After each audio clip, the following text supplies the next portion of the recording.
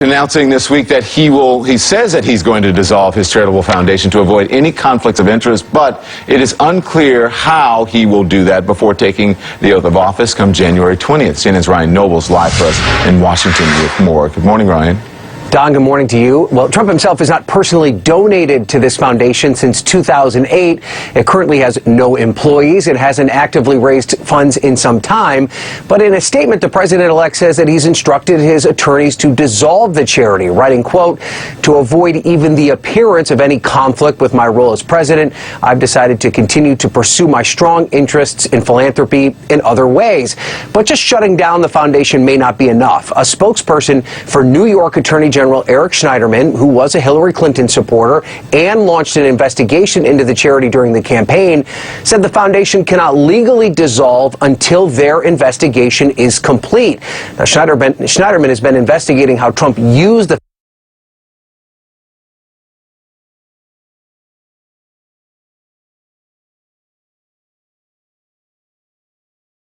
foundation to settle personal business dealings. Now, speaking of those personal business dealings, Trump has also said that he's going to remove himself from his global business empire, but he's yet to explain because it would be too demanding for his young family. Don? All right, a lot to get to. Thank you very much, Ryan. I appreciate that. Let's discuss now with New York Times investigative reporter Eric Lipton. Eric, you have been writing about this. Good morning. Thank you so much for joining us on New Day. I hope you had a great holiday. Good morning. On Saturday, Donald Trump said that he will dissolve his personal foundation to, and this is what he says, quote, "to avoid even the appearance of any conflict with my role as president."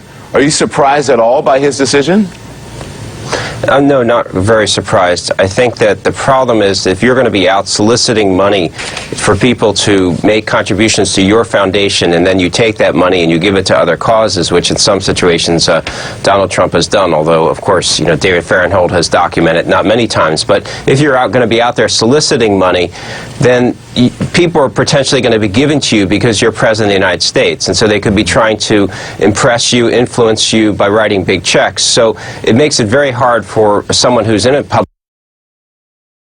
position to be soliciting money for a charity or even their children. So it's not at all surprising that he's reached the conclusion that he needs to shut this foundation down. All right, in the meantime, I want to get to, speaking of that, because this is from the DNC, there's a statement on this, and he said the Trump Foundation also has a pitiful record of service and instead has serviced as a slush fund for Trump to bribe elected officials, attack his political enemies, and buy portraits of himself.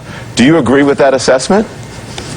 Well, I wouldn't go that far, but it has been well documented, both by the Washington Post and the New York Times and other news organizations, that the Trump Foundation was used to serve the interest of the Trump Organization and Donald Trump himself, in addition to making some charitable contributions. And there was a fair amount of criticism of how this money was used during the campaign, and it also has been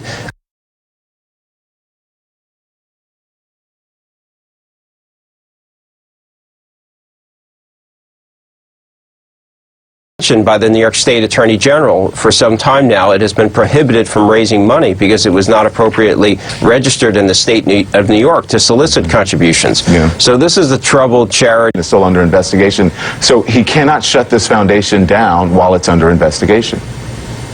That's right. It's a subject of an investigation by the Attorney General.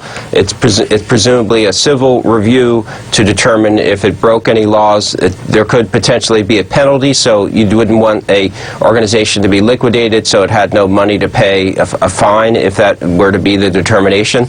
So it's not surprising that they would be negotiating, presumably, with the State Attorney General's office to determine, as part of it, the desire to liquidate it, if there needs to be some type of an agreement, which includes potentially some type of settlement. But he and Republicans have said that this is partisan. This investigation is partisan. Is that so? Mm-hmm.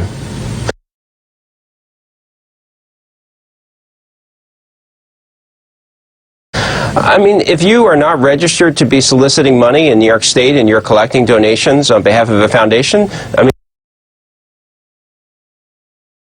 that's something that an Attorney General, which has jurisdiction over charities, is going to look into. So, I mean, his business is going to be run by his sons, Don Jr., Eric. They're going to run. They're on his transition team. Short of liquidating the company, can Trump really be free of conflicts of interest?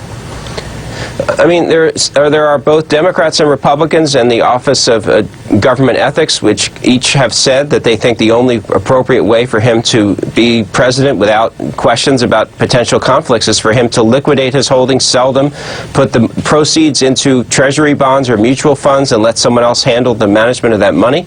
That's really the only way for him to be president and to be clear of... He's saying he has said that his businesses are so complicated because of what he does as real estate that it might be virtually impossible for him to do that. Does he have a point?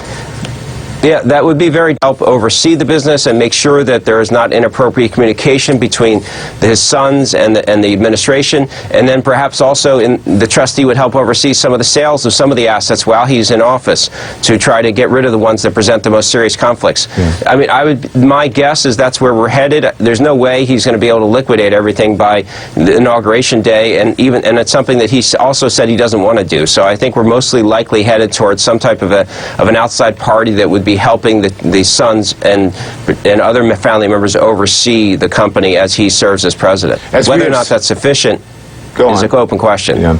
As we have seen throughout the campaign, his supporters don't seem to care. I mean, he didn't release his tax returns, right? What does this mean going forward? What kind of presidency will we see with this? I think that unless he does liquidate, he's going to consistently be faced with questions about potential conflicts because, whether or not it's a labor issue that he's deciding on as president, and then there's a labor dispute perhaps at one of his hotels, or, I mean, there's so many overlap, or he's involved with some branded property overseas at the same time as he's trying to do foreign policy with a particular country. There's going to be questions, and it's going to dog him, and so I think that's why it's in his interest to address these issues. Eric Lippman from the New York Times, thank you very much. I appreciate it. Thank you. Poppy? Don, thanks. Hollers looking to extend their stay at Grandma's house. Listen up, you may be in luck. Snow, ice, and freezing rain making your trek home pretty tough. We'll get a check on the winter storm and how it will impact your travel next.